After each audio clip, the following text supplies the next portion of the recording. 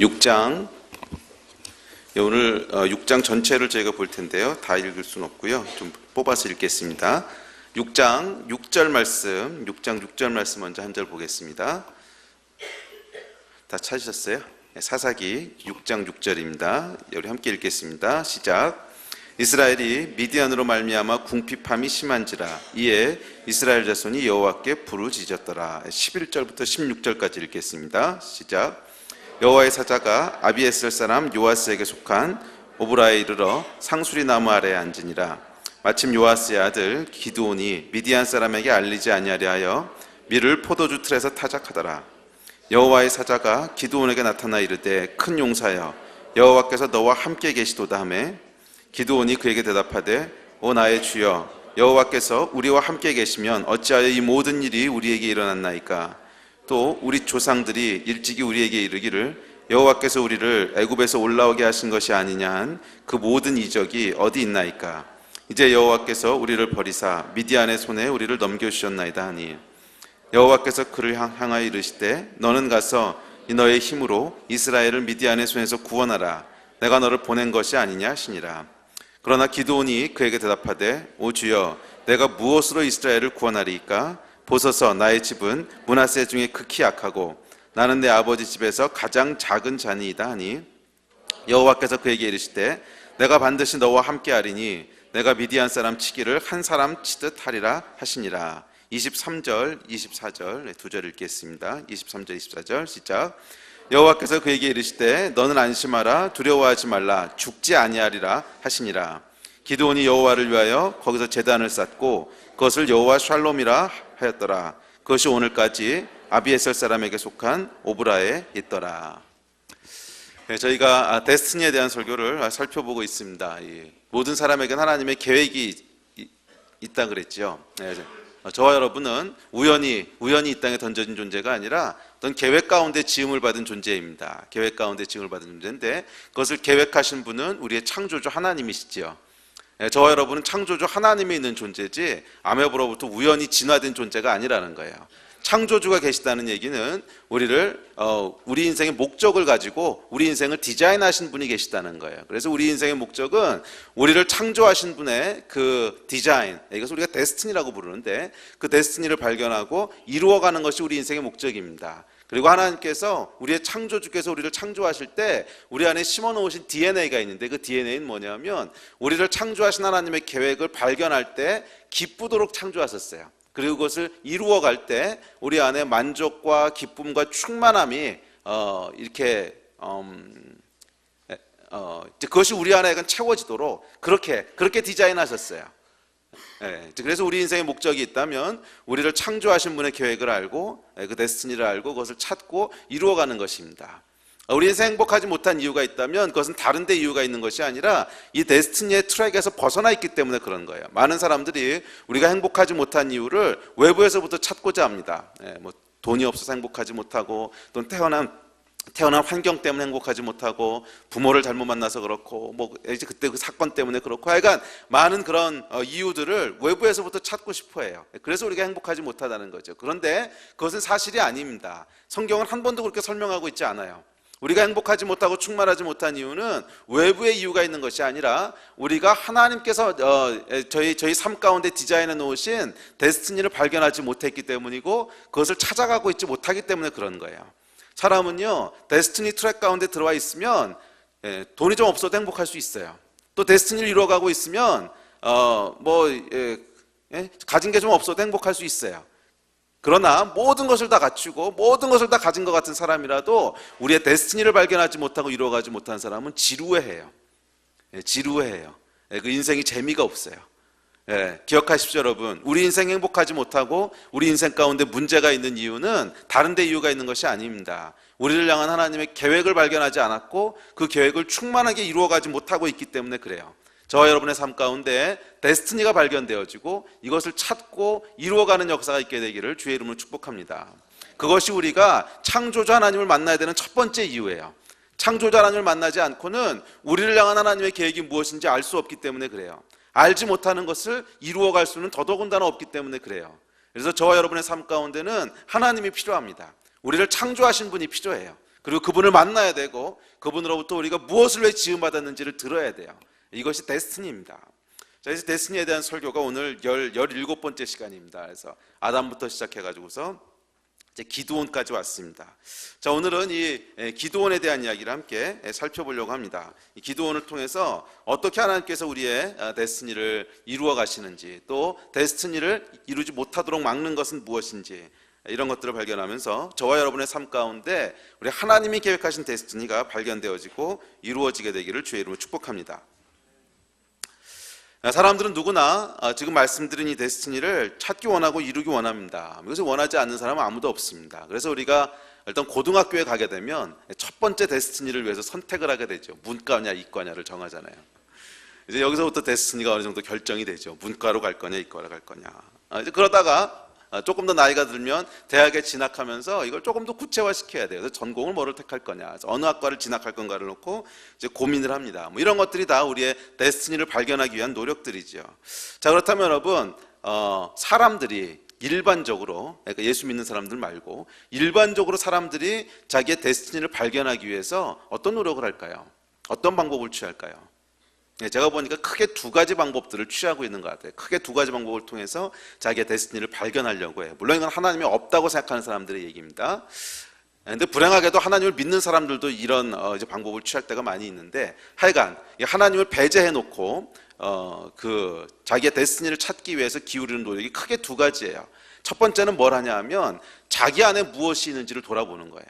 자기 안에 뭐가 있나를 열심히 찾는 거예요. 왜냐하면 내 안에 어떤 자산이 있는지를 알아야 그걸 가지고 내 인생을 어떻게 디자인할지를 스스로 판단할 수 있기 때문에 그래요. 그래서 열심히 자기 안을 살펴봅니다. 그래서 내 안에 어떤 능력이 있는지, 또 내가 좋아하는 그 취미는 무엇인지, 또 나의 재능은 무엇인지, 나의 능력은 얼마나 되는지, 뭐 이런 것들을 열심히 살핍니다. 그걸 살핌으로써 자기 안에 있는 리소스가 뭐가 있는지, 내 안에 자산들이 무엇이 있는지를, 그 개인 자산을 평가하는 거죠.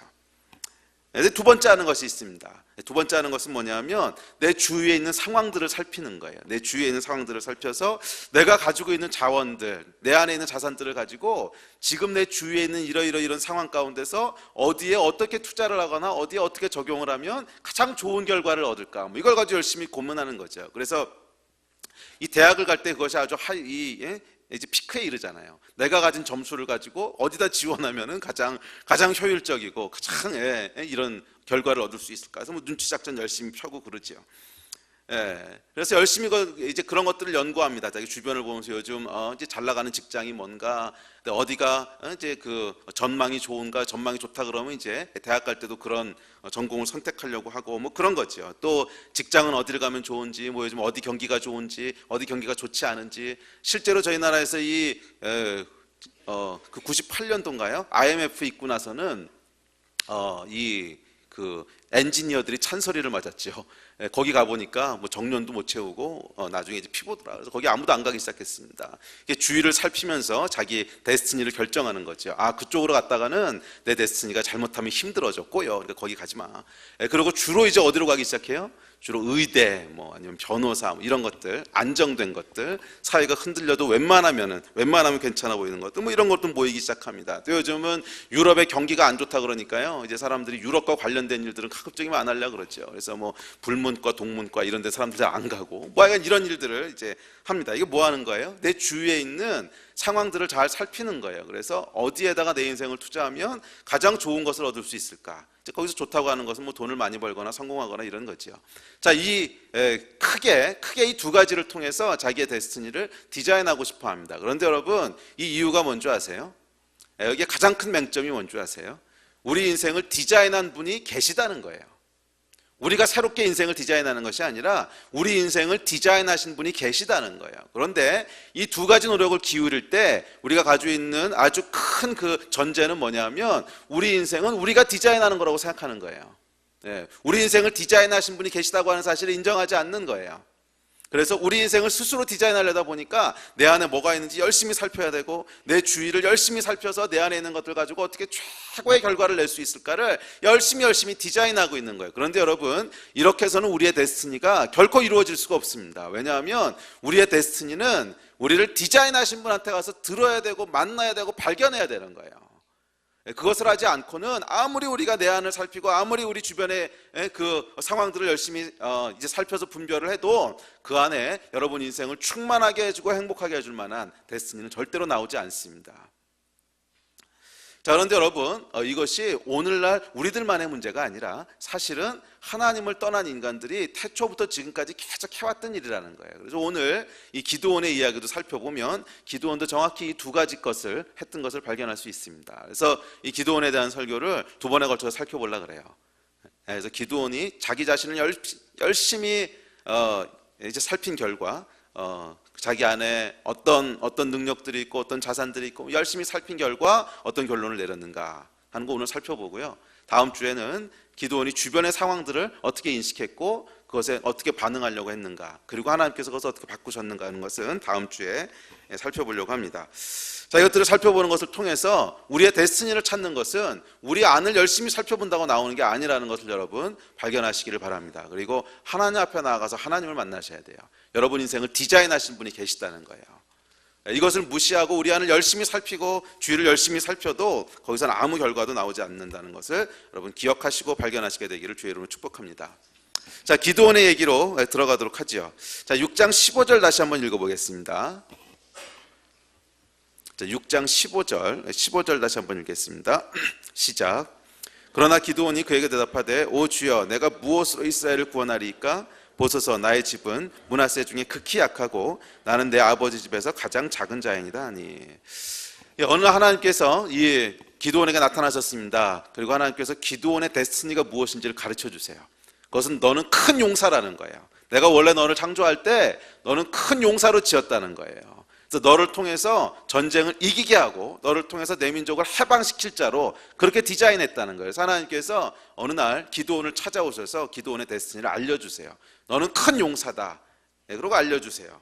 자, 그런데 거기에 대한 기드온의 답변이 지금 읽으신 15절입니다. 그 답변이 뭐였죠? 맞습니다, 하나님, 내가 큰 용사입니다. 이러고 나온 게 아니었어요. 나는 므낫세 집에서도 가장 작은, 그리고 내 아버지 집에서도 그러니까 내 아버지 집은 므낫세 지파 중에서도 가장 작은 집이고 나는 그 집에서도 가장 작은 자라는 거예요. 나에게는 능력이 없다는 거예요. 그래서 자기 안에 있는 것들을 열심히 하나님 앞에 설명하기 시작합니다. 그건 뭐냐면 자기 안을 바라보기 시작한 거예요. 내 안에 과연 뭐가 있는가? 내 안에 어떤 자원이 있고 내 안에 어떤 자산이 있는가?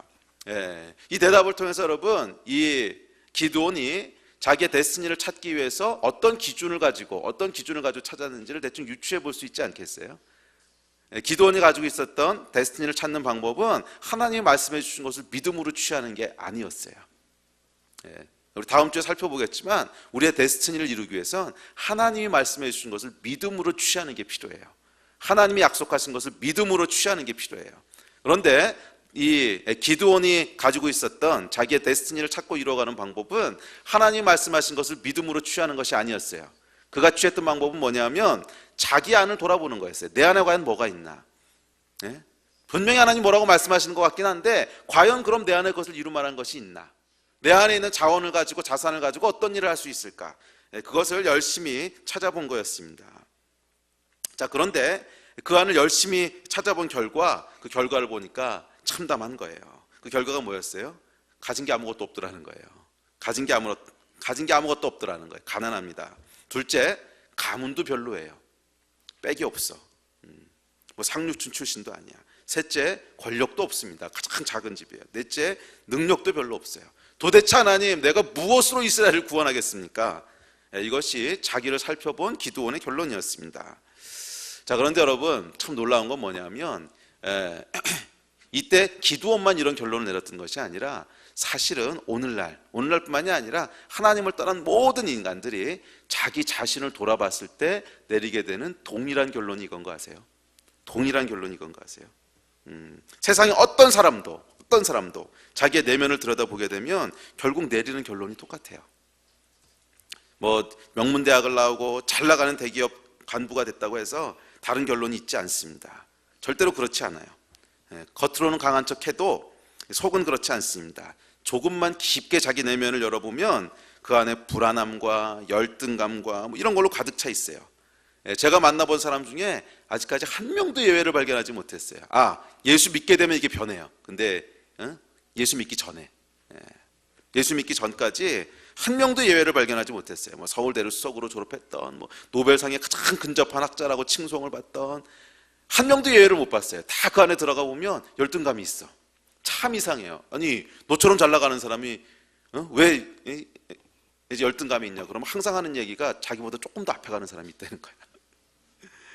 제가 미국 유학 시절에 정말 이런 사람들 많이 이제 만났어요. 뭐 서울대 수석으로 졸업한 사람도 있었고, 또 그 지금 보면 진짜 한국에서 가장 노벨상에 근접한 뭐 젊은 학자 뭐 이런 사람들도 이제 같이 있었어요. 같이 있었는데 이 친구들을 보면 정말 능력이 많아요. 정말 능력이 많고 정말 똑똑하고 정말 막 난다긴다는 사람들인데 대화를 해보면 열등감으로 가득 차 있어요. 그래서 이 친구들이 왜 그렇게 뛰어난 업적을 내나 봤더니 열등감 때문에 그런 거야. 열등감이 있으니까 불안하니까 막 잠도 안 자고 공부하는 거예요. 이 속이 편안하고요, 열등감이 없는 사람은 그렇게 이를 악물고 공부하지 않아요. 그냥 대충 하지. 근데 열등감이 심한 사람은요, 이걸 어떻게든지 극복해야 되니까 막 죽기 살기로 공부하는 거예요. 그래가지고 뛰어난 업적을 내요. 그래서 여러분이 그 아이러니가 뭐냐면 위인전에 나오는 인물들 있잖아요. 그 사람들의 내면을 분석해 보면 정상적이었던 사람이 거의 없다는 거 아니에요. 대부분은 다 아주 심한 열등감에 시달렸거나 정신병이 좀 있었거나 뭐 이런 사람들이에요. 근데 이런 것 때문에 그 내면이 불안하니까 이걸 극복하기 위해서 막 쭉 노력해가지고서 위인전에 오르는 거죠. 여러분도 위인전에 오르시기를 축복합니다.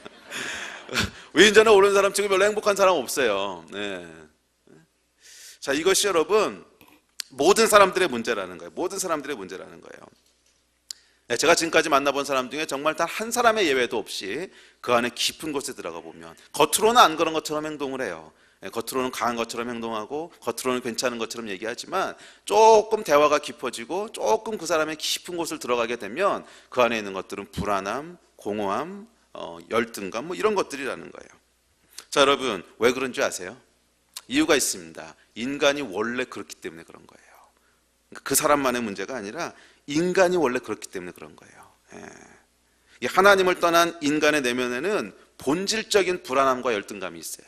본질적이라고 하는 건 뭐냐면 그래서 이거를 그 존재론적인 문제인데 사람이 존재하는 존재 방식이 그런 거라는 거예요. 그래서 존재하는 한 이건 떼어버릴 수 없다는 거예요. 존재하는 한 이건 떼어버릴 수 없어요. 공허가 있고 그 공허하면서 오는 불안이 있고 그리고 열등감이 있습니다. 이것이 하나님을 떠난 인간이 존재하는 양식이에요. 이유가 있습니다. 이유는 하나님이 원래 우리를 그렇게 창조하지 않으셨기 때문에 그래요. 원래 하나님 우리를 창조하셨을 때 어떤 목적을 가지고 창조하셨는지 아세요? 하나님은 사랑이세요. 그래서 우리를 사랑받는 존재로 창조하셨어요. 우리를 사랑받기 위한 존재로 창조하시고 하나님의 사랑을 받을 때 그 사랑을 받음으로 가장 행복하고 가장 충만하고 아무런 염려가 없는 내면이 평안해지는 그런 존재로 사람을 창조하셨어요. 그런데 문제는 인간이 하나님을 떠났다는 거예요. 아담과 하와가 선악과를 따먹고 하나님을 떠나는 순간 더 이상 우리에게는 사랑해줄 존재가 없어졌어요. 더 이상 우리에게는 공급해줄 존재가 없어졌어요. 그러면서 우리 안에 뭐가 생기기 시작하냐면 이런 것들에 대한 갈망과 불안함이 생기는 거예요. 채워져야 될 것들이 채워지지 않는 거예요. 채워져야 될 것들이 채워지지 않는 거예요. 그러면서 인간이 하게 된 게 뭐냐면 내가 왜 존재해야 되는지 또 내가 왜 가치 있는 존재인지를 열심히 증명해야겠다는 압박이 생기기 시작하는 겁니다. 원래 여러분을 창조되기를 증명해야지 증명해야 되는 존재로 창조된 게 아니야. 그냥 여러분은 그 존재 자체가 원래 중요해요. 존재 자체가 소중하고 원래 존재 자체가 하나님의 사랑을 받는 존재로 지음을 받았고 원래 여러분들 아무것도 하지 않아도 사랑의 본질이신 그 하나님께서 여러분을 위해서 목숨을 내어주실 정도로 사랑하는 존재고 그 사랑을 받기 때문에 소중한 존재고 뭐 잘생겼던 못생겼던 능력이 있던 없던 뭐 내가 뭐를 공부를 1등을 하든 꼴찌를 하든 이런 거 아무 상관없이 이미 하나님께서는 여러분들을 너무너무 사랑하시고 너무너무 소중한 존재로 너무너무 귀한 존재로 전 우주하고도 바꿀 수 없는 존재로 그렇게 하나님 창조하셨어요. 그리고 그 하나님의 사랑과 그 하나님의 인정이 우리의 내면을 충만하게 하도록 원래 그렇게 지음을 받았어요. 그게 하나님이 여러분을 창조하신 목적이라는 거예요. 창조하신 방식이라는 거예요. 그런데 문제는 이 우리의 내면을 가득 채워줄 그 가장 중요한 소스를 우리가 잘라버린 거예요. 아담과 하와가 하나님으로부터 독립하면서 선악과를 따먹으면서 더 이상 하나님으로부터 공급받는 것들을 단절시켜 버렸어요. 그러면서 우리 안에 일어난 변화가 있는데, 그 변화가 방금 말씀드린 내가 왜 사랑받을 만한 존재인지, 내가 왜 이 세상에 존재해야 되는지, 또 내가 어떤 가치가 있는 존재인지를 열심히 증명해야만 되는 그런 이 프레셔를 갖게 됐습니다. 압력을 받게 된 거죠. 첫째는 자기 자신에게, 그리고 나아가서는 다른 사람들에게 열심히 증명해야만 되게 됐어요. 나는 공부를 잘해, 그러므로 부모님의 사랑을 받을 거야, 뭐 이런 거죠. 또 나는 뭐 능력이 저러저런 능력이 있어, 그러므로 나는 이 세상에 존재할 만한 가치가 있어. 그것들을 열심히 첫째는 자기에게 설명하는 거예요. 자기에게. 왜? 자기 자신이 불안하니까, 공허하니까. 내가 도대체 뭐 때문에 살고 있는데, 내가 존재하는 목적이 뭔데, 나는 가치 있는 존재야, 이걸 자기 자신에게 설명해야 되기 때문에 열심히 자기 자신에게 증명합니다. 난 이런 것도 할 수 있어, 나는 저런 능력도 있어, 난 이걸 잘해, 난 공부는 못하지만 운동을 잘해, 난 운동을 못하지만 싸움박질은 잘해, 난 이건 못하지만 저건 잘해. 하여간 자기 자신에게 뭔가 납득할 만한 설명을 해야 되는 거예요. 안 그러면 불안한 거예요. 그리고 나아가서 다른 사람에게 이것을 증명해 보여야 되는 거예요. 왜? 사랑을 받아야 되니까. 여러분, 우리는요, 사랑을 쟁취하기 위한 존재로 지음받은 게 아니에요. 사랑을 자연스럽게 받는 존재로 지음받았어요. 원래 하나님께서 우리를 사랑하시는 존재로 그렇게 지음을 받았어요. 그런데 거기서부터 단절된 결과 나라고 하는 존재가 사랑받을 만한 존재며 세상에 존재해야 될 가치가 있는 존재라고 하는 것을 계속 증명하는 그런 인생이 됐습니다. 왜요? 우리의 진짜 인생의 목적을 잃어버렸기 때문에. 진짜 인생의 목적을 잃어버렸기 때문에. 원래 우리가 그런 존재가 아니기 때문에 그래요. 이 하나님이 나를 아무 조건 없이 사랑하시는 존재라고 하는 아이덴티티를 잃어버리고 나니까 그 안에 늘 불안이 있는 겁니다. 왜? 증명하는데 실패할까 봐 불안한 거죠. 또 늘 열등감이 있는 겁니다. 왜? 나보다 더 잘하는 사람이 있으니까, 아니면 있을까 봐. 이 열등감이요, 참 재밌어요. 자기보다 잘하는 사람이 있어야만 열등감을 느끼는 게 아니고요, 자기보다 잘하는 사람이 있을까 봐도 열등감을 느끼더라고요. 여러분, 저와 여러분은 증명해야 하는 존재가 아닙니다. 원래 하나님이 사랑하는 존재로 만드셨어요. 원래 여러분은 사랑스러운 존재고, 원래 여러분은 아무것도 하지 않아도 소중한 존재고, 천하보다 우주보다 소중한 존재고, 하나님이 자기의 독생자 예수 그리스도, 가장 사랑하는 아들을 십자가에 내어주실 정도로 사랑하고 소중하게 여기는 존재예요. 그런데 문제는 우리가 이것을 모른다는 거예요. 왜냐하면 그 이야기를 해줄 사람, 그것을 알려줄 존재를 떠나버렸기 때문에 그래요. 우리를 창조하신 분, 우리의 창조자, 우리의 가치가 무엇인지를 아는 유일한 분, 그리고 우리에게 그 가치를 심어줄 수 있는 유일한 분, 그분을 떠나버렸어요. 그래서 그분의 소리를 듣지 않아요. 그분의 말씀과 음성에 귀 기울이지 않아요. 들을 수가 없어요. 이것이 기드온의 반응을 보이는 진짜 이유입니다. 그리고 우리가 우리 안을 열심히 살펴보고 있는 진짜 이유예요.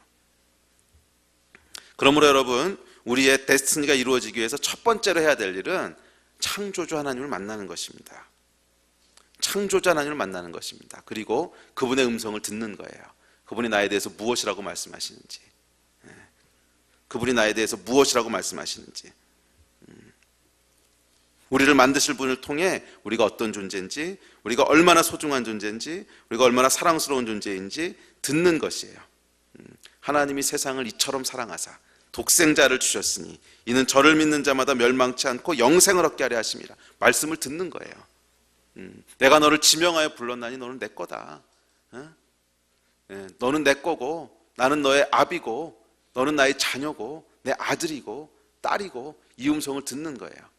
성경에 등장하는 수많은 사람들이 자기의 데스티니를 찾아가는 이야기들을 보면 가장 먼저 하는 것이 이거예요. 하나님을 만나고 하나님으로부터 자기가 어떤 존재인지를 듣게 되는 거예요.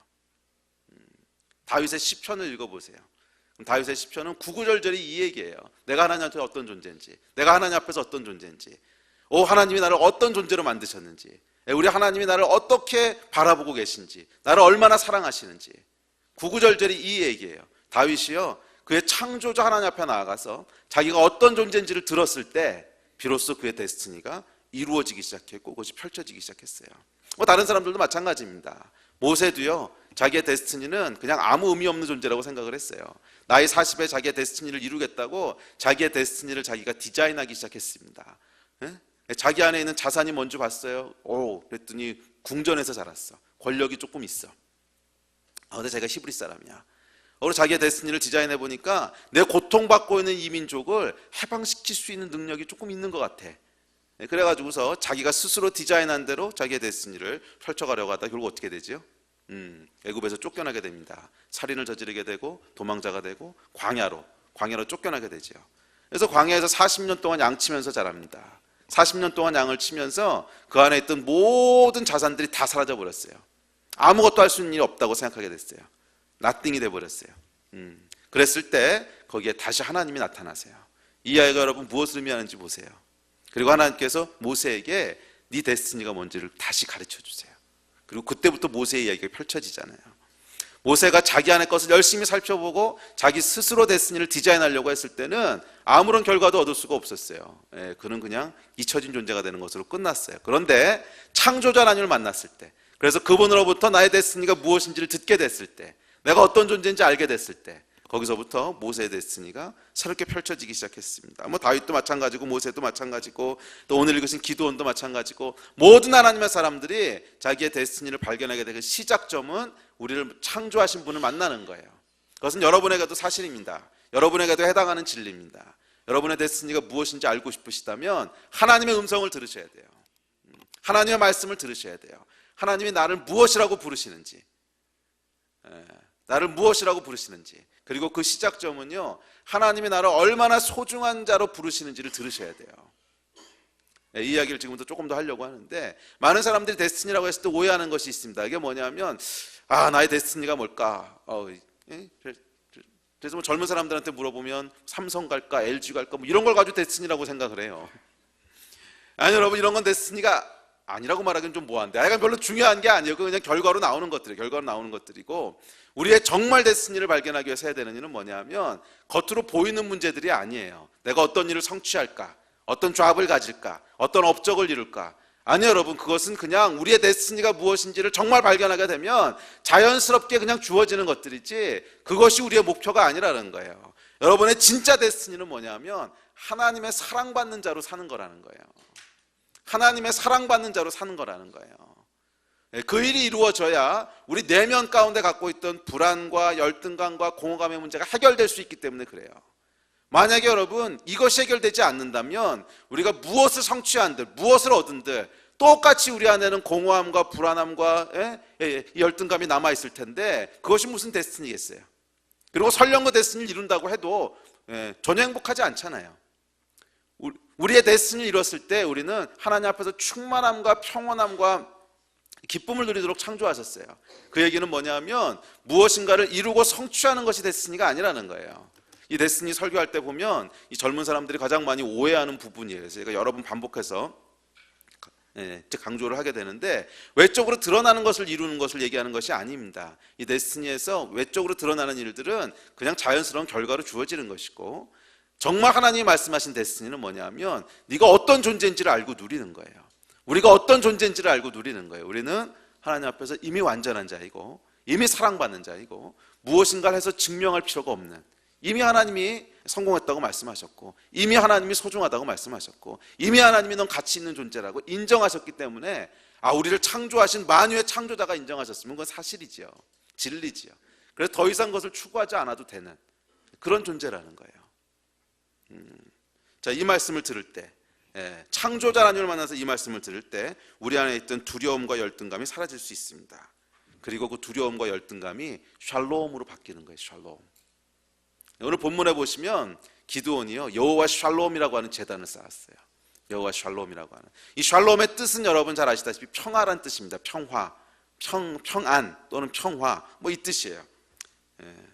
이 데스티니 여러분 외적인 무언가를 이루는 것이 아니라 이 데스티니 1차적으로 우리 안에 샬롬을 누리게 되는 거예요. 샬롬.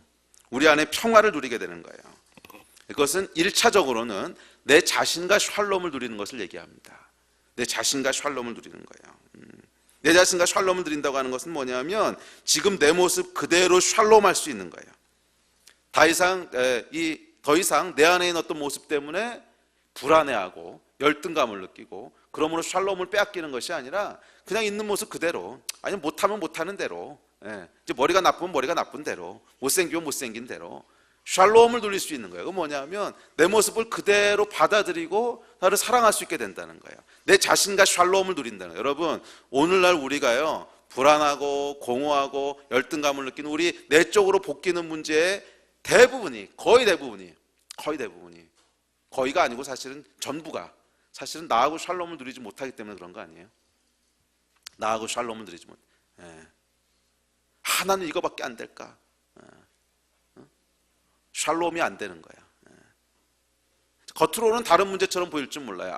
돈이 없으니까, 돈이 없어서 내가 마음이 복겨.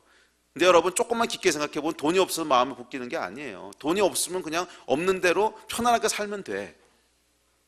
그래서 여러분, 재밌는 게 통계조사를 해보면요, 그 행복 지수가 가장 높은 사람들이 소말리아 사람들이라고 그러더라고요. 돈이 전혀 없어도요 샬롬을 누릴 수 있어. 왜? 그냥 그게 원래 그러려니 그러고 살면 샬롬이 돼요.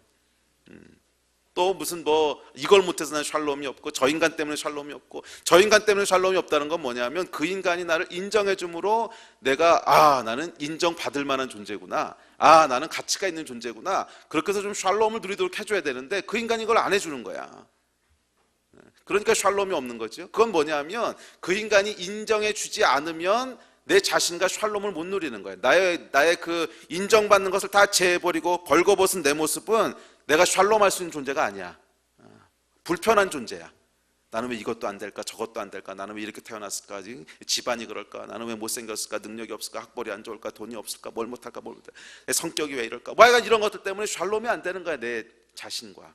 여러분, 우리 인생 가운데 우리 내면을 복잡하게 만들고 복기게 만드는 이유들은요, 나 자신과 샬롬이 없는 거예요. 나 자신과 샬롬이 없는 거예요. 그래서 여러분, 우리의 데스티니를 이루기 위해서 아주 중요한 파운데이션이 뭐냐면 나 자신과 샬롬을 누릴 수 있어야 되는 거예요. 나 자신과 샬롬을 누릴 수 있어야 되는 거예요. 그냥 내 자신이 평안한 거야. 그래, 나는 그냥 그런 존재구나. 내가 이걸 하지 않아도 괜찮구나. 내가 꼭 그냥 1등 하지 않아도 괜찮은 거구나. 내가 꼭 뭔가 성공하지 않아도 괜찮은 거구나. 내가 꼭 잘하지 않아도 괜찮은 거구나. 그냥 나 자신이 샬롬할 수 있게 되는, 이것이 저와 여러분의 첫 번째 데스티니입니다. 여기서부터 데스티니가 시작되는 거예요. 그리고 여러분, 이 나 자신과의 샬롬은요 어디서부터 오냐면 하나님과의 샬롬을 누리는 것에서부터 와요. 하나님과의 샬롬을 누리는 것으로부터 와요. 나를 향한 그분의 계획과 사랑을 들을 때, 그래서 내가 어떤 존재인지 알게 될 때, 나는 꼭 뭔가를 성취해서 내가 가치 있는 존재라고 하는 걸 증명하지 않아도 괜찮구나. 나는 꼭 뭔가를 하는 것을 통해서 누군가로부터 인정받고 사랑받는 거, 이걸 쟁취하지 않아도 괜찮구나. 나는 하나님이 이미 사랑하고 계셨구나. 나를 향해서 하나님이 넌 이미 소중한 존재야. 그렇구나. 그것을 우리가 알 때, 그래서 하나님과 샬롬이 있을 때, 그때 거기서부터 뭐가 이루어지냐면요, 내 자신과의 샬롬이 일어나는 거예요. 나는 그냥 있는 모습 그대로 괜찮은 존재구나. 나는 있는 모습 그대로 이게 가장 베스트로 내가 존재하는 모습이구나. 근데 여러분 어떠세요? 거울을 볼 때 여러분들이 베스트라고 느껴지세요? 이게 베스트구나. 아니면 조금 고치고 싶으세요? 오늘날 만족 못하는 사람들 많잖아요. 그래서 계속 고치잖아요. 외모부터 시작해가지고 다 고치려고 그러죠. 옆 사람들 한번 보실래요? 그 모습 그대로가 베스트인데, 좀 이렇게 얘기해 주세요. 당신 모습 그대로가 베스트입니다.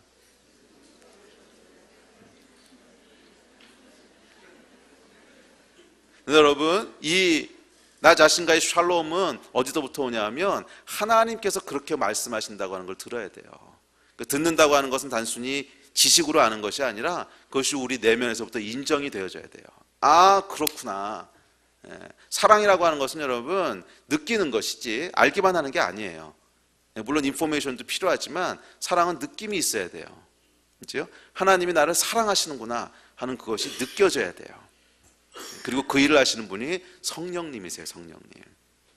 성령 하나님은요, 살아있는 이 기록된 하나님의 말씀을 단순한 정보가 아니라 우리 가운데 느껴지게 살아나게 하시는 분이세요. 그래서 성령 하나님께서 여러분 가운데 임하셔서 하나님 우리를 얼마나 사랑하시는지. 근데 여기 앉아 계신 분들 중에 하나님이 세상을 이처럼 사랑하사, 이 말씀 모르는 사람 아무도 없을 거예요. 그런데 문제는 이 말씀이 진짜 내 마음 가운데 계속 울리고 있는 사람들은 그렇게 많지 않아요. 이 말씀이 내 마음 가운데 계속 느껴지고 있는 사람은 그렇게 많지 않아요. 성령께서 이곳에 오셔서 여러분 심령 가운데 하나님이 세상을 이처럼 사랑하사 독생자를 주셨으니, 이 진리가 우리 마음 가운데 샬롬으로 와닿아야 돼요. 샬롬으로. 우리를 얼마나 사랑하시는지가 깨달아지는 거야. 느껴지는 거예요.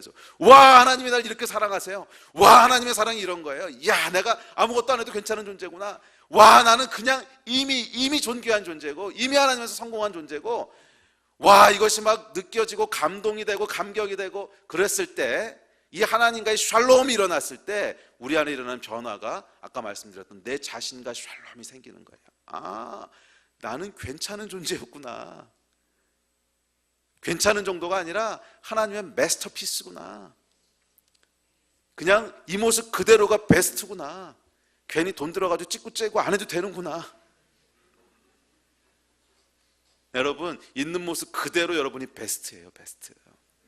할렐루야. 왜냐하면 하나님이 그렇게 인정하셨기 때문에 그래요. 하나님이 그렇게 창조하셨기 때문에 그래요. 여러분, 피카소의 그림 보신 적 있어요? 피카소 그림? 피카소 그림은 참 난해합니다. 참 난해해요. 예. 그래서 그 그림이 뭐가 그렇게 대단한지 사실 전 잘 모르겠어요.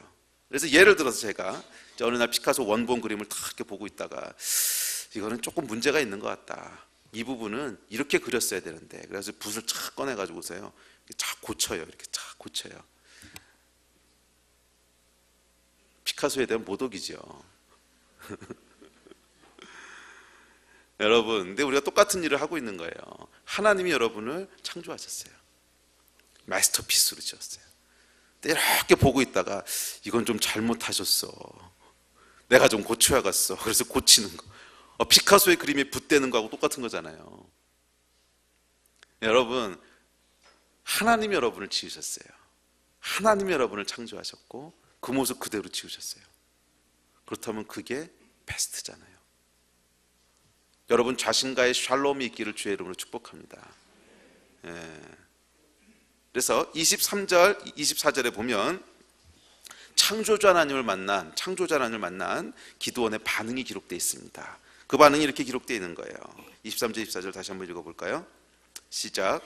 여호와께서 그에게 이르시되 너는 안심하라. 두려워하지 말라. 죽지 아니하리라 하시니라. 기드온이 여호와를 위하여 거기서 제단을 쌓고 그것을 여호와 샬롬이라 하였더라. 창조자를 만났을 때 기드온 가운데 심어진 게 뭐예요?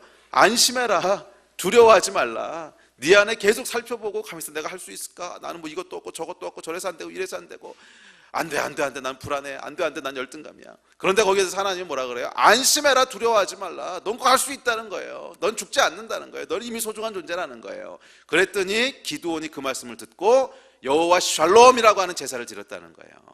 그 안에 샬롬이 생긴 거예요. 아, 그렇구나. 평화가 드디어 들어오기 시작한 거예요. 하나님과의 샬롬이 일어난 거예요. 하나님과의 샬롬이 일어난 거예요. 그리고 그 앞에 제단을 쌓고 여호와 샬롬이라고 부릅니다. 그리고 이것이 바로 여러분 예수 믿는 것의 본질이에요. 우리 예배의 본질이에요. 예수께서 여러분 제자들을 만났을 때 뭐라고 말씀하셨는지 기억나세요? 요한복음 14장 27절. 평안을 너희에게 끼치노니, 이 평안이요 원어에 보면 샬롬이에요. 샬롬. 샬롬을 너희에게 끼치노니 곧 나의 평안을 너희에게 주노라. 내가 너희에게 주는 것은 세상이 주는 것과 같지 아니하니라. 너희는 마음에 근심하지도 말고 두려워하지도 말라. 내가 너희에게 샬롬을 주노라. 이 샬롬은 세상이 주는 샬롬이 아닌데 너희가 이 샬롬을 받으라는 거예요. 그리고 너희는 두려워하지도 말고 근심하지도 말라는 거예요. 우리 안에 두려움과 근심이 있는 것을 아셨어요. 이 두려움과 근심의 근원이 뭐예요? 샬롬이 없는 거예요. 내가 사람들한테 인정받을 수 있을까? 내가 사람들로부터 사랑받을 수 있을까? 내가 사람들로부터 가치 있는 존재라고, 사람들로부터는 둘째치고 내 자신이 스스로 인정할 수 있을까? 내가 가치 있는 존재고, 나는 의미 있는 존재고, 나는 사랑받을 만한 존재고, 두려운 거예요. 불안한 거예요. 근데 거기에 대해서 하나님 뭐라 그러세요? 예수님께서 뭐라 그러시냐면 샬롬을 너에게 준다는 거예요. 샬롬을. 내가 너에게 주는 샬롬이 있는데 이건 사람들이 주는, 세상이 주는 샬롬하고는 다른 거라는 거예요. 여러분, 세상도요 샬롬 비슷한 모조품들을 줘요. 뭐 샬룸 뭐 이런 거 주는가 봐. 비슷한 거를 줘요. 그러니까 사람들이요, 너 너무너무 잘했어, 너 대단해. 그러면 내 안에 샬롬이 들어오는, 샬룸이지 샬룸 뭐 이런 게 들어오는 것 같아. 그래서 맞아 나는 대단한 존재야. 맞아 나는 맞아 인정해, 행복해, 인정받아. 비슷한 걸 샬롬을 주는 것 같아요. 근데 이게 여러분 아주 일시적인 것이고 아주 임시적인 걸 뿐이에요. 그 샬롬을 주는 것 같았는데 다음날 얘가 똑같은 얘기를 안 해주네. 그러고 너 어젠 잘하는 것 같았는데 오늘은 좀 별로다 야. 근데 옷을 왜 그렇게 입고 왔냐? 뭐 이러면요 이 샬롬이 어디로 없어져 버려요. 여러분, 이게 세상이 주는 샬롬이잖아요. 뭔가 잘하고 뭔가 성취한 것 같을 때는 샬롬을 주는 것 같아. 인정해주고 칭찬해주고 또 사랑받을 만하다고 얘기하고. 그런데 그것이 없어지면 다 날아가 버리는 이 샬롬이 아닌 모조 샬롬. 근데 예수님 뭐라 그러시냐면 내가 주는 샬롬이 있는데 이건 세상이 주는 그 샬롬하고는 완전히 다른 거라는 거예요. 세상이 주는 샬롬하고 완전히 다른 거라는 거예요. 내가 너에게 주는 샬롬은 영원한 샬롬이라는 거예요. 영원한, 빼앗기지도 않고 없어지지도 않는 영원한 샬롬이라는 거예요. 그러므로 두려워하지도 말고 근심하지도 말라는 거예요. 너는 내 거라는 거예요. 내가 너를 사랑한다는 거예요. 내가 너를 위해서 목숨을 줄 거라는 거예요. 이게 여러분 예수님이 십자가 지기 전에 제자들에게 하신 말씀이에요. 내가 너를 위해 죽을 거고 내가 너를 구원할 거고 내가 내 사랑을 너에게 확증시켜 줄 거야. 내 샬롬을 받아. 세상이 주는 것과 다른 샬롬. 여러분, 이게 복음이고요, 이게 예수 믿는 거예요. 아멘. 여러분은 샬롬하고 계세요? 샬롬하고 계세요? 샬롬이 여러분 안에 있으세요? 주 앞에 드리는 예배가, 저희가 오늘 모여서 예배 드리고 있잖아요. 이 예배가 기드온이 드렸던 여호와 샬롬의 제사세요. 예배는 여러분 하나님이 행하신 일에 대한 반응이에요. 기드온이요, 이 구약을 보면 여러분 구약에 단을 쌓고 제사를 드리는데 모든 단과 제사는 하나님이 하신 일을 보고 거기에 대한 반응으로 나온 거였어요. 기드온에게 나타나서 하나님이 말씀하시고 그에게 샬롬을 주셨을 때, 그가 어떤 존재인지를 가르쳐 주셨을 때 거기에 대한 반응으로 기드온이 예배를 드리는데 그 예배의 이름이 뭐예요? 여호와 샬롬의 예배였다는 거예요. 오늘 여러분의 예배가 여호와 샬롬의 예배가 되게 하십시오. 오늘 여러분의 예배가 여호와 샬롬의 예배로 드려지고 있으세요? 그 일을 위해서는 하나님의 말씀을 들어야 돼요. 그러지 않고는 여호와 샬롬의 예배가 드려질 수가 없어. 하나님의 말씀을 들어야 돼요. 내가 너를 사랑한다.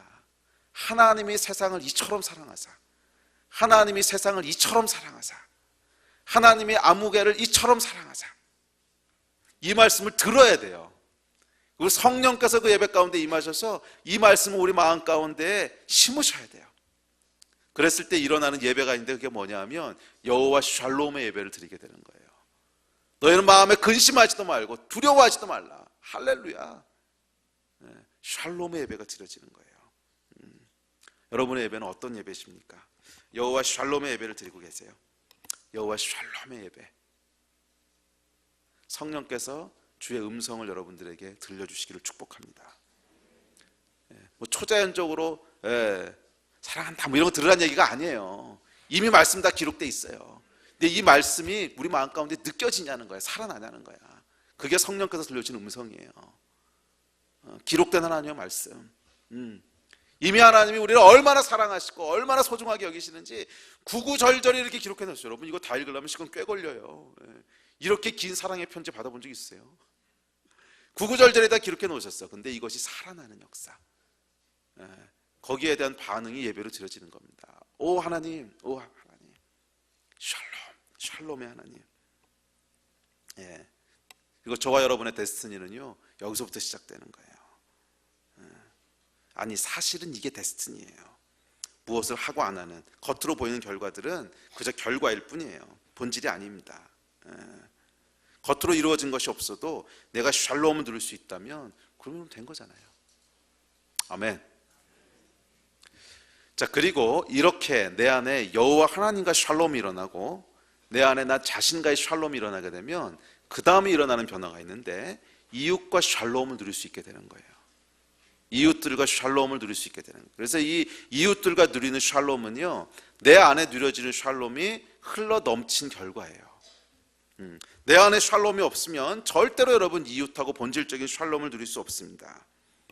절대로 이웃하고 본질적인 샬롬을 누릴 수 없어요. 그리고 반대로 내 안에 샬롬이 있으면요, 이웃들과 절대적인 샬롬을 누릴 수가 있어요. 절대적인 샬롬. 꼭 나한테 잘해주는 사람뿐만이 아니라 원수하고도 샬롬을 누릴 수 있어요. 왜? 내 안에 이미 샬롬이 있어. 원수가 되는 이유는 여러분 대부분 뭔지 아세요? 나한테 상처를 준 거거든. 상처를 줬다고 하는 건 뭐냐면, 제가 나한테 샬롬을 줄 걸 기대했는데, 샬롬을 줄 걸 기대했다고 하는 건 구체적으로 뭐냐면 인정해 주길 기대했는데, 좋은 말 해주길 기대했는데, 좋은 반응해 주길 기대했는데 안 해준 거야 그거를. 그랬을 때 우리가 상처를 받죠. 네가 어떻게 그럴 수 있냐, 네가 어떻게 나한테 이럴 수 있냐. 그래서 상처받고 나면 이제 샬롬이 깨지는 거죠, 그 사람이랑. 샬롬이 깨지는 거예요. 그런데 여러분, 이 샬롬이 깨지는 이유는 그래서 사람들이 다 또 외부에서 찾으려고 그래. 그건 걔가 저렇게 했기 때문에 나하고 관계가 깨진 거고, 그건 제가 이렇게 잘못했기 때문에, 그건 돈 문제 때문에 그렇고, 하여간 이 샬롬이 깨진 이유들을 다 다른 사람 또는 외부에서 찾고 싶어 하는데 사실은 아니에요, 여러분. 우리 안에 내면의 샬롬이 없기 때문에 그런 거예요. 조금 더 깊게 들어가면 하나님과 샬롬이 안 일어난 거야. 복음의 샬롬이 안 일어난 거예요. 내가 어떤 존재인지에 대한 것들이 각인이 안 된 거예요. 그래서 나 자신과의 관계가 불편한 거예요. 불편하다기보다는 취약한 거야. 아주 약한 거예요. 막 깨지기 쉬운 거예요. 그래서 누군가가 나한테 넌 정말 아름다워 막 이렇게 해주면 샬롬이 있는 것 같아 보여. 그리고 이 사람과도 샬롬을 누리는 것 같아 보여. 근데 어느 날 이 사람이 아름다워 얘기를 안 해주고 너 오늘 옷이 왜 그러냐 이러면요, 내 안에 샬롬이 깨지지. 그러면서 이 사람과의 샬롬도 깨지는 거예요.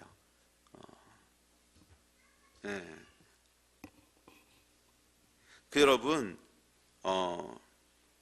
내 안에 샬롬이 없기 때문에 결국 이웃과의 샬롬에도 문제가 생기는 겁니다.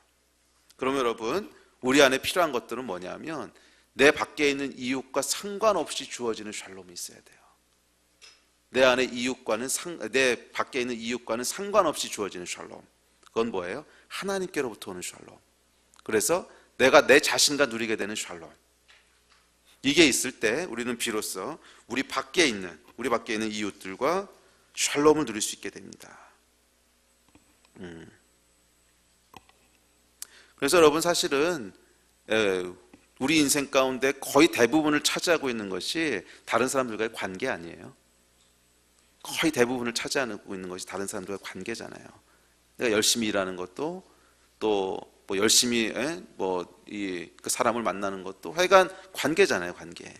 그리고 우리 인생을 행복하게 하는 것도, 또 우리 인생을 지옥으로 인도하는 것도 다 뭐예요? 관계예요. 우리 인간관계에서 굉장한 스트레스와 굉장한 고통과 동시에 굉장한 기쁨과 모두 막 같이 누리고 있어요. 그런데 이것은 앞서 예수님이 말씀하셨던 세상이 주는 샬롬이라는 거예요. 고통도 기쁨도 다 마찬가지예요. 세상이 주는 샬롬이라는 거예요. 인정해 주는 것 같으면 샬롬이 있으니까 기쁘고, 그러니까 그 사람과도 관계. 근데 그게 깨지면 내 안에 샬롬이 깨지고 그 사람과의 관계도 깨지고, 자기 다 본질이잖아요. 그래서 여러분, 재미있는 게 뭐냐면, 그래서 내 안에 절대적인 샬롬이 없잖아요. 그래서 다른 사람이 주는 샬롬을 먹고 살아야 되잖아요. 그러면 두 가지 반응 중에 하나를 보이게 돼요. 첫 번째 뭐냐면 비위를 맞추기 시작하는 거야, 이 사람한테. 왜? 비위를 맞춰야 계속 샬롬을 줄 테니까. 조금 죄송하지만 여러분, 이렇게 살아가는 삶은 진짜 비참한 삶이에요. 저 사람이 던져주는 먹이 먹고 사는 애완견 같은 존재야. 조금 죄송하지만 그게 사실이에요. 사람은 그렇게 비참한 존재가 아니에요. 디그니티가 있는 존재예요. 다른 사람이 던져주는 거 먹고 사는 존재가 아니라고. 그런데 내 안에 절대적인 샬롬이 없잖아요. 그러면 결국 사람한테 끌려다니게 돼요. 비위 맞추려고 그러고. 왜? 계속 나한테 샬롬의 건덕지를 던져줘야 되니까. 그래야 내 안에 샬롬이 공급이 된다고 생각을 하니까. 이 비위를 맞추게 되는 거예요.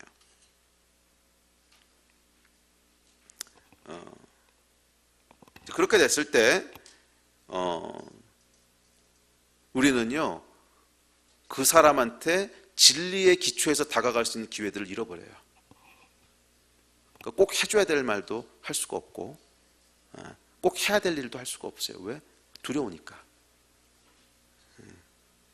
끌려다니니까. 그러니까 좋은 말도 못 해주고 꼭 해줘야 될 일도 못 해주고. 그래서 단기적으로 뭐 그렇게 될 수 있어요. 그런데 결국 장기적으로 가보잖아요. 그러면 그런 것들이 결국 그 사람과의 관계를 망가뜨리는 거 아세요? 진리에 기초하지 않았기 때문에 꼭 해줘야 될 말도 해주지 못하고 꼭 해줘야 될 일도 해주지 못하고. 자, 이것이 여러분 우리 내 안에 하나님이 주신 샬롬을 누리지 못하는 사람들이 갖게 되는 일반적인 패턴이에요. 이웃들과 관계를 맺는. 자, 그래서 이 기드온의 이야기도 살펴보면 이 이야기가 똑같이 등장해요. 여호와 하나님께 샬롬을 얻은 기드온이 6장 후반부에 가보면 처음으로 하는 일이 있습니다. 처음으로 하는 게 뭐냐면 마을에 있는 바알상과 아세라상을 찍어버리는 거예요. 근데 이 바알상과 아세라상은 그 마을 사람들이 너무너무 소중히 여기는 거였기 때문에 이걸 찍어버리는 순간 마을 사람들과의 샬롬은 다 깨지는 겁니다. 그래서 감히 아무도 이거 찍어낼 생각을 못했어요. 기드온이 알기는 알았을 거예요. 왜냐하면 기드온은 하나님에 대한 열정이 있었던 사람이기 때문에 우리 마을에 진짜 필요한 건 뭐냐면 저 바알과 아세라를 그렇게 해서 섬기는 것이 아니고 저거 찍어버려야 되는 거다. 그래야 우리 마을이 산다. 그래야 우리 마을이 산다. 그래야 우리는 이제 민족이 산다. 알고 있었어요. 그런데 이것을 감히 찍어버릴 수가 없어요. 왜? 찍어버리는 순간 샬롬이 다 깨지는데. 그런데 기드온에게 놀라운 변화가 일어나는데 어느 날 아침이 아니지 밤중에 다 찍어버린 거예요. 왜? 여호와 샬롬의 제사를 드렸거든. 여호와 하나님의 샬롬이 임하고 나니까 에이 그까지 사람들이 나를 어떻게 한다고 한들 내 안에 샬롬이 안 깨진다는 걸 안 거야. 그러면서 담대해지기 시작한 거예요. 저 사람들에게 정말 필요하고 정말 중요한 것은 그냥 비위 맞춰주는 것이 아니라 바알과 아세라상을 찍어버리는 거구나. 그래서 어느 날 밤에 그걸 찍어버립니다. 찍어버리고 나니까 아니나 다를까 난리가 났어요. 마을 사람들이 찾아와가지고서 누가 찍었냐 해서 이렇게 해봤더니 저놈이 찍었대. 그래가지고 기드온한테 찾아와서 뭐 죽이겠다 살리겠다 막 이러잖아요. 샬롬이 다 깨진 것 같아 보였어요. 그런데도 불구하고 기드온이 흔들리지 않아요. 왜? 여호와 샬롬의 제사를 드렸거든. 내 안에 하나님이 주신 샬롬이 있기 때문에 거기에 흔들리지 않는 거예요. 그리고 결국 여러분 어떻게 됐습니까? 결국 여호와 하나님께서 바알과 아세라상을 찍어버린 이 민족 가운데 기드온과 300용사의 놀라운 기적을 일으키시면서 그 민족을 구원하세요. 그리고 이 사건을 통해서 사람들이 기드온을 사사로 존경하게 되고 그를 인정하게 되고 그와의 샬롬이 회복되게 돼요. 결국 진짜 근본적인 샬롬이 이웃과의 샬롬이 회복된 거예요. 샬롬이 생긴 거예요.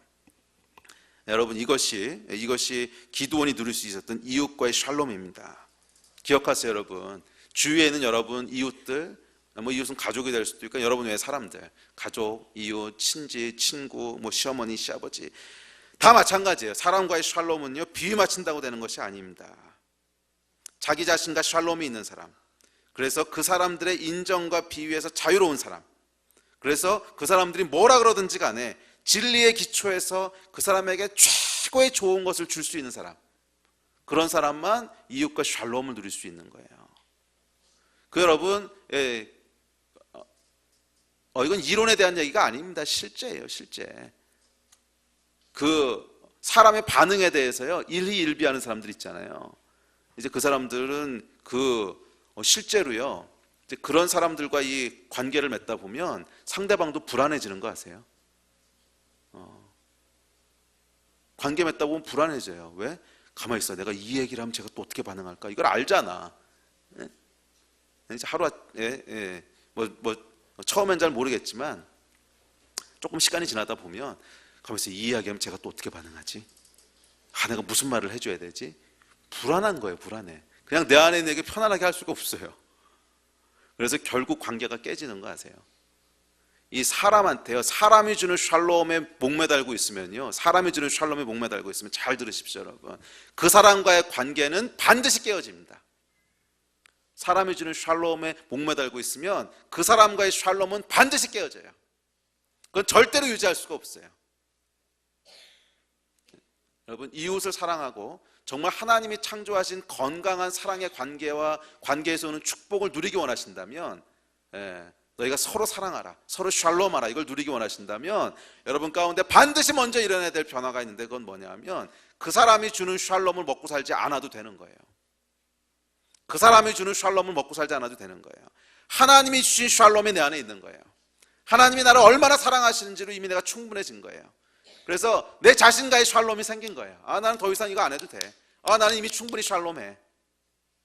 그 샬롬이 생겼을 때 결국 이 사람이 하는 말과 이 사람이 보이는 반응에 대해서 내가 동일하게 반응할 수 있는 샬롬이 생겼을 때, 그때 여러분 이 관계도 샬롬을 누리게 되는 거예요. 진리에 기초한 관계가 되는 거예요. 진리를 알지니 진리가 너희를 자유케 하리라. 진리가 너희를 자유케 하리라. 두려움과 스트레스와 비위 맞추려고 하는 노력, 자유케 된다는 거예요. 진리를 알지니. 이 진리에 기초한, 두려움을 떠나가게 하는 이 샬롬이 여러분 가운데 임하게 되기를 주의 이름으로 축복합니다. 아멘. 제가 간증 하나 하고 오늘 말씀을 마치겠습니다. 저는 대학교 1학년 때 예수 그리스도를 만나고 그리스도인이 됐습니다. 근데 제 삶을 이렇게 돌아보니까요, 제가 이번에 기도원 설교를 준비하면서 보니까 저도 예외가 아니더라고요. 참, 이 설교가 사실은 제 이야기예요. 제 이야기. 제 이야기가 아닌데 제가 어떻게 사람 속을 그렇게 정확히 알겠어요. 제 이야기니까 아는 거죠. 제가 예수님을 만나기 전까지 끊임없이 제 안에 있는 것들을 바라보고 살았어요. 끊임없이 제 안에 있는 것들. 불안한 거예요. 내 안에 있는 자산들을 보고 내가 뭘 할 수 있는가 보고 끊임없이 나를 증명해야 되고 끊임없이 경쟁해서 이겨야만 되고, 왜? 경쟁해서 이겨야만 인정을 받는 것 같은 거예요. 경쟁해서 이겨야만 가치가 있는 것 같은 거예요. 그리고 그 인정을 받아야만 인정받는 내 모습을 보면서 샬롬을 누릴 수 있는 거야. 기쁜 거예요. 내 스스로의 모습과 샬롬을 누리기 위해서는 끊임없이 사람들에게 뭔가를 받아야 돼. 끊임없이 인정을 받아야 되고, 이제 그러기 위해서는 끊임없이 경쟁해서 이겨야 되고 잘해야 되고. 그래서 제 샬롬의 근거는 제가 이룬 업적과 그것에 대한 다른 사람들의 반응이었어요. 그래서요, 제 내면이 항상 볶였어요. 제 내면이 굉장히 볶이는 사람이었어요. 내면이 아주 볶이는 사람이었고, 지금은 안 그래 보이시죠?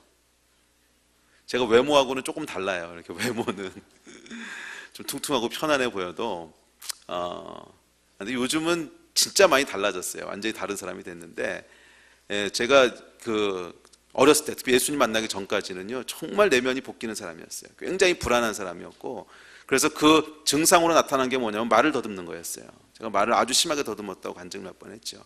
제가 말을 아주 심하게 더듬었어요. 왜냐하면 불안하니까. 사람들의 인정을 받아야 되는데, 잘해야 되는데 잘못할까 봐 불안하니까 계속 말을 더듬고, 그러니까 이게 악순환이에요. 말을 더듬으니까 아이들이 놀리고, 아이들이 놀리니까 더 불안해지고, 더 불안해지니까 더 많이 더듬고. 그래서 제가 정말 제가 힘들었어요. 아이들이 무시하고 놀리고, 그러니까 내면이 더 불안하고, 불안하니까 말은 더 더듬고, 그러다 보니까 친구들과의 관계도 이상해지고. 그래서 이 초등학교 때 제 모습을 보니까요, 요즘 용어로 하면 왕따였더라고요. 정말 왕따였어요. 친구들이 항상 놀리고, 항상 집에 돌아갈 때는 항상 울면서 돌아갔어요. 그래서 얘가 때렸어, 아니면 얘가 오늘은 안 놀아줘, 이러고 집에 돌아가서 이제 어머니한테 이르고 맨날 그러면서 다녔어요. 안 놀아준다, 때린다, 이랬던 거죠. 또 왜 그랬을까 생각해 보니까 두 개 중에 하나예요. 제 친구들이 정말 이상한 애들이었든지, 그것도 조금 있는 것 같긴 해요. 그러니까 조금 짓궂은 애들이었든지, 아니면 제 안에 문제가 있든지. 근데 훨씬 더 큰 이유는 지금 돌아보면 제 안에 문제가 있었던 거죠. 샬롬이 없었던 거예요. 그래서 선택한 게 뭐였냐면 공부였어요. 내 안에 있는 자원들 이렇게 보니까 운동으로 성공할 것 같지는 않아요. 이미 이 타고난 체형이 있어요. 이거는 운동으로 성공할 체형이 아니야. 그럼 그건 아니고, 그렇다고 말을 잘하냐면 그것도 아니고, 그렇다고 키가 크고 잘생겼냐면 그것도 아니고. 보니까요, 제가 성공할 수 있는 거는 공부하는 것밖에 없겠더라고요. 이제 그래서 열심히 공부를 했습니다. 열심히 공부하면 그럼 내 안에 샬롬이 있을 거라고 생각을 했어요. 그리고 어느 정도 샬롬이 주어지는 것 같아요. 그래서 열심히 공부해가지고 1등을 하면 애들이 이제 노는데 껴줘. 왜? 1등이니까 껴주는 게 그래도 이제 그런 거예요. 그래서 공부를 잘하니까 애들 노는데도 낄 수가 있구나. 공부를 잘하면 애들한테 인정도 받는구나. 그래서 열심히 공부를 했어요. 정말 열심히 공부했어요. 항상 1등을 했어요. 말을 더듬어도 애들이 껴줘요. 왜? 1등을 하니까. 그래서 열심히 공부를 했습니다. 그래서 서울대학을 가면 내 인생이 행복해지겠구나. 근데 제 안에 이제 절박감이 있었는데 뭐였냐면, 난 잘하는 게 이거밖에 없기 때문에 서울대학을 못 가면 내 인생은 끝난다. 이런 이제 불안함이 있는 거예요. 그래서 고3 때 정말 불안했어요. 이걸 못하면 내 인생이 끝나는데, 이거 실패하면 내 인생 끝나는데, 이제 그런 불안함을 가지고. 그래서 저는 샬롬을 가지고 대학에 들어간 게 아니고, 진짜 불안한 것 때문에 들어갔어요. 그래서 제가 이 고3 때 써놨던 글들이 아직도 좀 남아있는데, 그 글들 보면 항상 비장해요. 절대로 질 수 없다. 지는 건 죽음이다. 생명을 걸고 100일만 죽었다고 생각하자. 나는 사는 게 아니다. 이런 거 써놨어요. 지금도 보면. 제 안에요. 이게 있는 게 그거밖에 없는 거예요. 이거 안 하면 큰일 날 것 같은. 이거 못 가면 죽는다. 평생 열등감에 시달릴 거다. 나는 인생의 패배자가 될 거다. 이런 생각들이 저를 계속 드라이브한 거예요. 정말 그렇게 생각했어요. 내면에 샬롬이 없었고, 그 결과 당연히 주위에 친구들하고도 샬롬이 없었습니다. 근데 그렇게 해서 결국 진짜 하나님의 은혜로 원하는 대학을 들어갔어요. 서울대학을 들어가고, 그래서 정말 행복한 것 같았어요. 근데 딱 6개월 행복했어요. 딱 6개월 행복하고, 6개월 만에 제 내면에 샬롬이 완전히 무너져 버렸어요. 완전히 무너져 버렸어. 왜? 날고 기는 애들이 너무 많은 거야. 날고 기는 애들이 너무 많아요. 목적을 성취했는데도 제가 기대했던 샬롬 없더라고요. 그러면서 제 내면이 완전히 무너졌습니다. 그래서 어느 날 제가요, 지금도 기억나요. 술을 엄청나게 마셨어요. 제가 이렇게 술이 세지 않은데 술을 엄청나게 마셨어요. 왜냐면 속이 상한 거지. 그때도 무슨 샬롬의 문제가 생겼어요. 그래서 제가 술을 엄청나게 마셨는데, 마신 것까지만 기억이 나고 그 다음에 아무 기억도 없어요. 제가 평생 한 번 딱 끊어진 적이 있는데 그때였어요. 아무 기억이 없어요. 그냥 마신 것까지만 기억이 나. 그리고 아침에 일어나 보니까 집에 누워 있더라고요. 그래서 나중에 수소문해서 알아보니까 친구들이 태워다 줬대요. 얘가 도저히 인사불성이 되니까. 그리고 아침에 일어났는데, 아침도 아니지, 낮에 일어난 거죠. 낮에 일어났는데 눈이 터졌어요. 이렇게 실핏줄이 터져가지고서 공포 영화에 나오는 것처럼 새빨개진 거예요, 눈이. 그래서 거울을 보고 아침에 이렇게 보고 있는데, 인생이 뭔가 이런 생각이 드는 거예요. 내가 이거 하려고 여기 와 있나? 대학교 1학년 때였어요. 내가 이거 하려고 여기 와 있나? 이게 아닌데, 내가 기대했던 건 이게 아닌데, 샬롬이 없는 인생. 그리고 그의 겨울에 제가 예수님을 만났다는 거 아니에요. 예수 그리스도께서 하시는 말씀을 제가 들었어요. 하나님이 세상을 이처럼 사랑하사. 그게 뭔지를 깨닫게 됐어요. 내가 내게 샬롬을 주노니. 성경을 읽으면서, 또 성경을 공부하면서 세상이 줄 수 없는 샬롬을 주노니 예수님의 말씀을 듣게 됐어요. 그리고요, 그게 진짜 제 운명을 바꿨어요. 그게 제 영원한 운명을 바꿨어요. 창조주 하나님이 주시는 샬롬이 제 안에 찾아왔어요. 제가 예수님 만나고 나서 첫 번째로 느낀 해방이 뭐였냐면, 이제 경쟁 안 해도 되는구나. 이제 경쟁 안 해도 되는구나. 여러분, 저를 완전히 다른 나라로 인도하더라고요. 완전히. 이젠 내가 경쟁 안 해도 되는구나. 그냥 있는 모습 그대로 살면 되는구나. 있는 모습 그대로 살면 되는구나. 그 샬롬이 제 안에 들어오는데요, 제가 완전히 다른 나라를 경험하게 됐어요. 그게 28년 전 얘기입니다. 28년 전 얘기. 그리고 지난 28년 동안 왕따였던 아이는 대학에서 좋은 친구들도 사귀고, 또 교회에서 진짜로 샬롬을 누릴 수 있는 수많은 형제자매들을 만나고 너무나 풍성하게 누리고 목사가 됐다는 거 아니에요. 또 샬롬 안에서 가정을 이뤘고요. 저희 가정은요, 글쎄 자랑하는 것 같지만 제가 단언하건대 아마 저희 교회에서 가장 샬롬이 많은 가정이 우리 가정일 거예요. 가장 샬롬이고, 아마 대부분 여러분 인정하지 않으세요? 가장 샬롬이 많은 가정이 우리 가정일 거예요.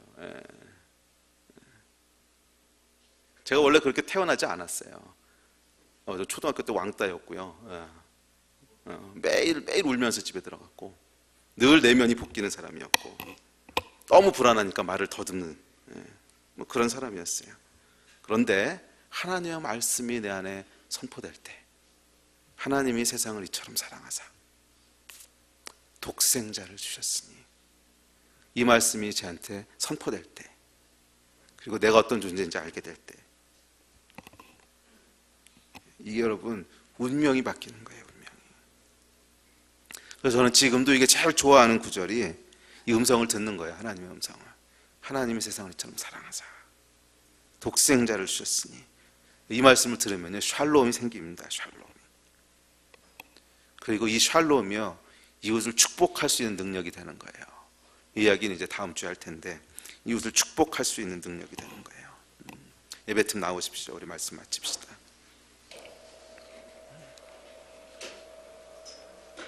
여러분 안에 샬롬이 있으십니까? 이웃과의 샬롬이 있으십니까? 만약 없다면 그 원인을 어디서 찾고 계십니까? 외부에서? 다른 사람들에게서? 아니요, 여러분. 샬롬이 없는 이유는요 외부에 있는 게 아니에요. 샬롬이 없는 이유는 내가 내 자신과 샬롬을 누리고 있지 못하기 때문에 그래요. 내가 내 자신과 샬롬을 누리고 있지 못하기 때문에 그래요. 그리고 내가 누리고 있지 못한 샬롬은 하나님과의 만남이 없기 때문에 그래요. 하나님과 샬롬의 문제가 있기 때문에 그런 거예요. 하나님과 여러분 샬롬을 누리셔야 합니다. 우리에게 샬롬을 줄 수 있는 분은 예수 그리스도 창조자는 한 분밖에 없으세요. 세상과 다른 샬롬을 주시는 분, 세상이 줄 수 없는 샬롬을 주시는 분. 누구든지 목마르거든 내게로 와서 마시라. 생수를 너에게 주노니 내가 주는 물은 세상의 물과 달라서 영원히 목마르지 않는 그 샬롬의 물. 여러분 하나님 만나셨어요? 이 음성을 들으셨어요? 날마다 듣고 계세요? 근데 한 번 듣는다고 끝나는 게 아니더라고. 인간이요 약해요. 매일 들어야 돼. 매일. 여러분 매일 하나님의 음성이 여러분 귀에 선포되고 계세요? 매일 성령께서 여러분 가운데 이 말씀을 선포하고 계세요? 너는 내 거다. 내 샬롬이 너한테 있다. 내가 너를 기뻐한다. 하나님이 세상을 이렇게 사랑하셨어. 하나님이 너를 이렇게 사랑하셨어. 이 샬롬이 부어져야 됩니다. 이 샬롬이 부어질 때 여러분 인생 가운데 운명이 바뀌는, 운명이 데스티니잖아요. 데스티니가 실제로 바뀌고 성취되게 되는 이 역사가 일어나게 될 줄 믿습니다. 여호와 샬롬의 제사가 여러분 삶 가운데 드려지기를 주의 이름으로 축복합니다. 아멘. 기도하겠습니다.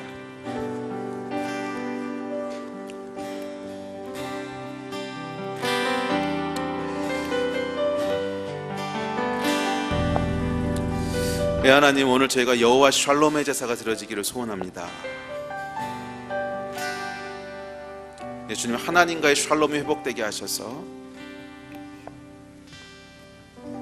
나를 하나님께서 어떻게 사랑하시는지를 듣게 하시고, 나를 어떻게 생각하시는지를 듣게 하시고, 나를 향한 그 하나님의 말씀들이 내 심령 가운데 선포되고 울리게 하여 주십시오. 그리고 그것이 내 자신과의 샬롬을 누리는 이 평강으로 이어지게 하여 주십시오. 우리 마음을 가지고 좀 잠잠히 하나님 앞에 나가서 좀 기도했으면 좋겠습니다.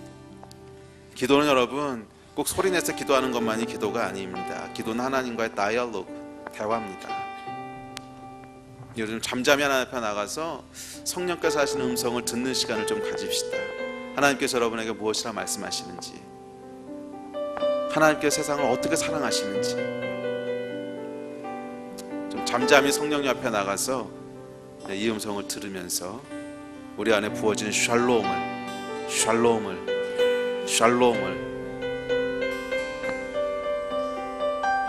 그것을 누리시기를 바랍니다. 우리 주님 앞에 나가겠습니다. 기도합시다.